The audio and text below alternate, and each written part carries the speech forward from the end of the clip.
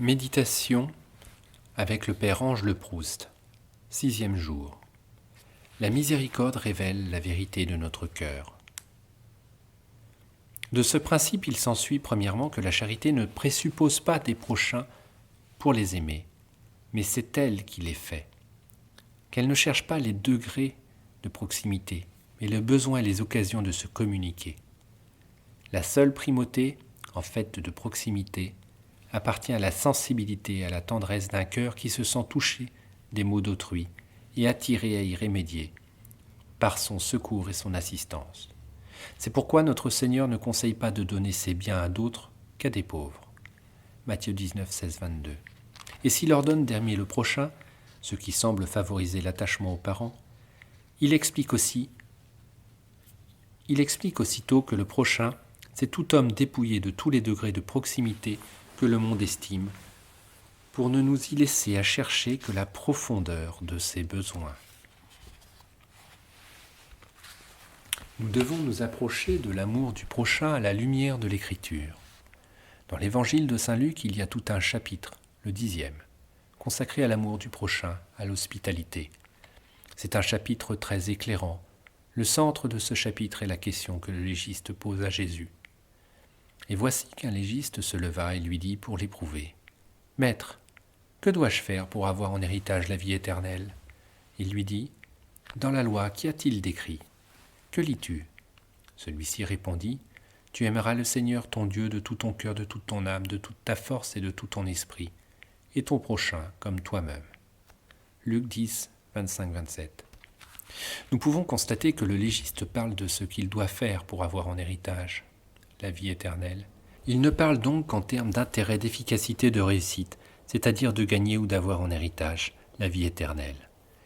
Et pourtant Dieu est la gratuité absolue. Son langage est le langage du don, de la grâce, de la gratuité.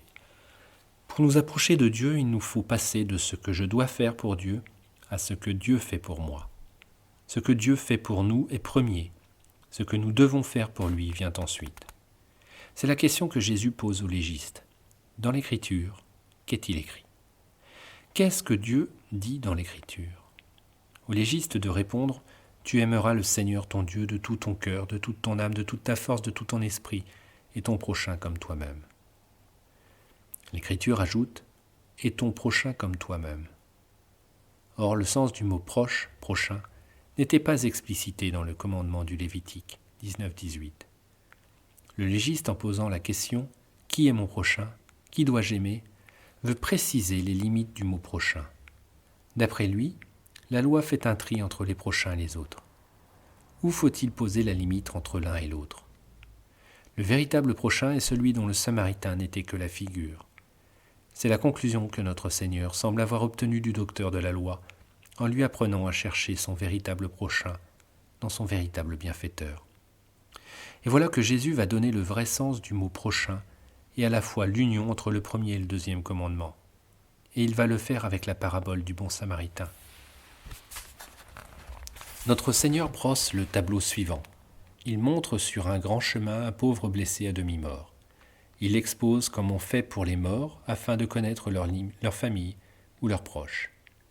Il fait passer par là un prêtre, il voit le blessé, mais ne s'arrête pas. Ensuite, il fait passer un diacre, tout près de ce malheureux, mais il passe outre. Enfin, il nous montre passant par ce pays un Samaritain qui se détourne, voit cet homme, s'approche et lui porte secours. Là-dessus, notre Seigneur demande : lequel est le plus prochain de cet homme ? Or, si nous voulions comparer par degrés, nous ne trouverions pas le compte du docteur, car ce blessé avait bien plus de proximité avec le Lévite. Il était de même ville, de même famille, puisqu'ils avaient un même père, Abraham, dont la paternité était plus intime que celle de tous les pères et éclipsait toutes les paternités de ce temps-là. Étant de même religion, le prêtre avait en plus un degré de paternité spirituelle sur ce blessé. Le Samaritain, lui, était un étranger, une nation ennemie, d'une religion opposée. Alors, quelle est la raison qui fera conclure qu'il était le très prochain du blessé ? Dans cette parabole, nous trouvons tout d'abord l'attitude du prêtre et du lévite. L'un et l'autre voient l'homme blessé à mort, mais ils passent leur chemin. Ils voient certainement l'homme blessé, mais ils ignorent tout de lui. Il n'est donc pas leur prochain. Plus encore, il y a aussi une coupure entre l'amour de Dieu et l'amour de l'autre. Et cette coupure que Jésus vient justement guérir. Il vient nous aider à retrouver notre cœur et à la fois à créer des liens entre l'amour de Dieu et l'amour de l'autre. Le Samaritain étranger hérétique, même ennemi des Juifs, en principe, devait se tenir loin du Juif blessé. Il n'était pas son prochain. Et pourtant, il fait le contraire. Il s'approche du mourant, il le soigne, il prend soin de lui, il l'accueille. Il fait tomber le mur entre lui et tous ceux qu'il ne connaît pas. Il vit d'après son cœur. Il ne se pose pas la question « Qui est mon prochain ?» mais de qui suis-je le prochain. Devient prochain de quelqu'un celui qui a un cœur plein de miséricorde. Pour le Samaritain, la miséricorde le rend proche. Il le vit et fut saisi de pitié, nous dit Luc 10, 33. Il est ému aux entrailles. C'est cette pitié ou cette miséricorde qui le pousse à prendre soin de lui. C'est dans la miséricorde que le cœur révèle toute sa vérité.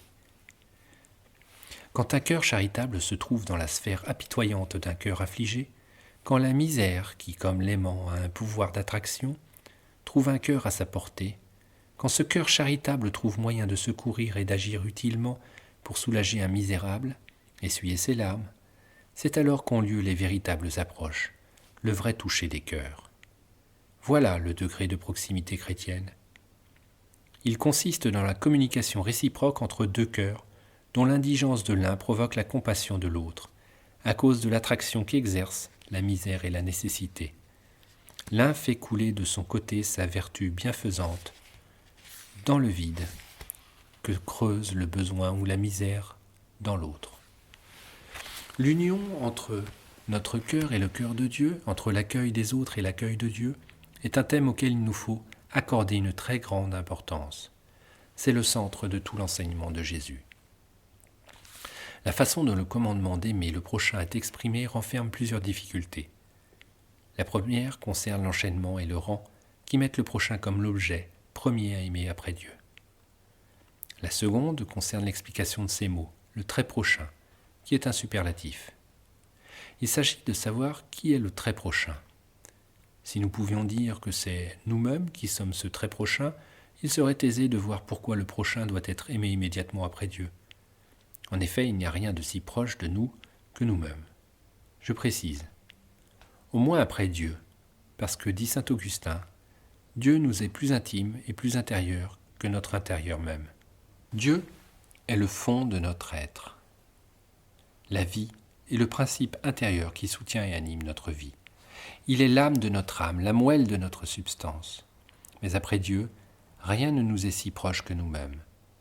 Ainsi, nous sommes notre très prochain, et nous avons raison de dire que nous devons nous aimer avant qui que ce soit après Dieu. Cependant, il est évident que dans le commandement d'aimer le prochain, il ne s'agit pas de l'amour de nous-mêmes, puisque cet amour de nous-mêmes est pris ici pour modèle de l'amour que ce commandement nous ordonne. Il est vrai que dans l'Évangile, l'ordre donné par notre Seigneur dans ces deux commandements d'aimer permet d'expliquer le commandement de l'amour du prochain, de façon qu'il renferme la loi de nous aimer nous-mêmes avec le prochain. Il permet aussi d'expliquer cette formule comparative, comme vous-même, dans un sens copulatif, comme si notre Seigneur disait « Vous vous aimerez, et le prochain aussi bien que vous-même ».